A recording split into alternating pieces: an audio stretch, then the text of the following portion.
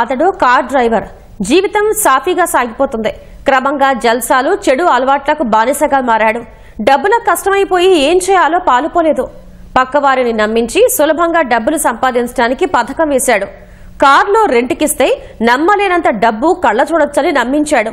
అంతా నిజమేననుకున్నారు. తీరా కార్లు అతడి చేతికిస్తే అవి తనఖా పెట్టి మోసం చేశాడని తెలిసి బావురుమన్నారు.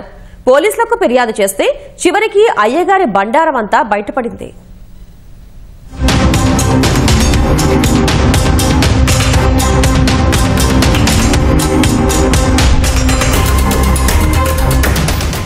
మారుతున్న జీవన శైలిలో ఓ 2 రోజులు సెలవులు వస్తే కారు రెంట్కు తీసుకుని అలా రైడ్కు వెళ్తుంటారు జనం.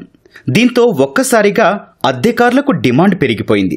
కొన్నేళ్లుగా ఇలా కార్లు కొని అద్దెకివ్వటం పెరుగుతూ వస్తోంది. అలా కొద్ది రోజులు బాగానే ఉన్నా కిరాయిలు దొరక్క వాహన యజమానులు ఈఎంఐలు కట్టలేని పరిస్థితి వస్తుంది. సరిగ్గా ఇదే అదునుగా భావించి కొందరు దుండగులు మోసాలకు పాల్పడుతున్నారు.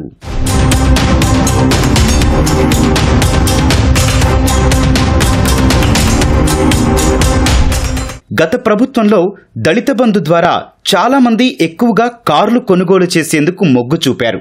ఆ కార్లలో చాలా వరకు అద్దె వాహనాలుగా మారాయి.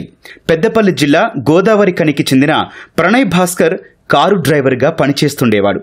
జల్సాలకు, చెడు అలవాట్లకు బానిసగా మారాడు. ఈ పరిస్థితుల్లో డబ్బులు సరిపోక స్నేహితుల వద్ద చేబదులు తీసుకొని తిరిగిచ్చేవాడు.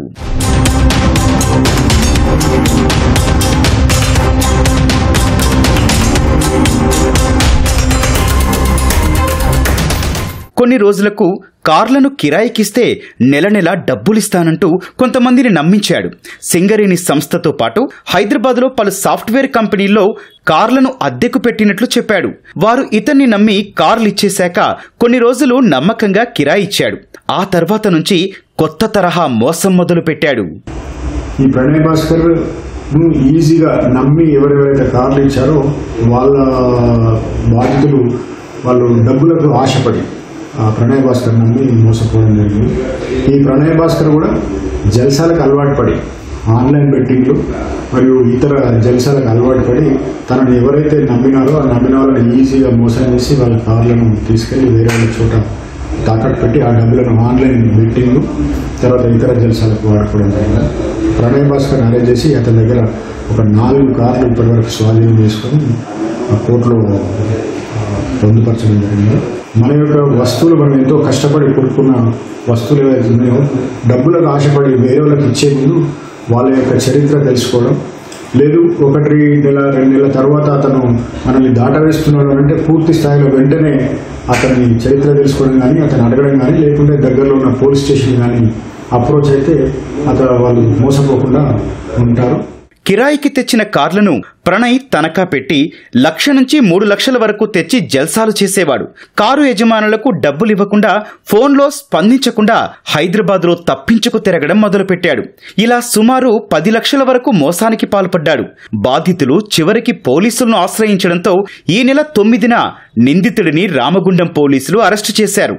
నిందితుడి వద్ద నుంచి 4 కార్లు, మొబైల్ ఫోన్ను స్వాధీనం చేసుకున్నారు.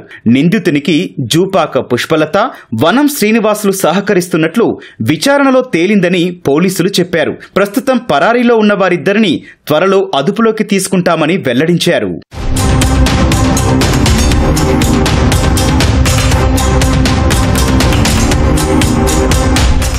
ఎవరైనా వాహనాలను కిరాయికిచ్చే ముందు వారి పూర్తి వివరాలు తెలుసుకోవాలని పోలీసులు సూచిస్తున్నారు. అమాయక ప్రజలను మోసగించే వారి పట్ల కఠినంగా వ్యవహరిస్తామని పేర్కొన్నారు.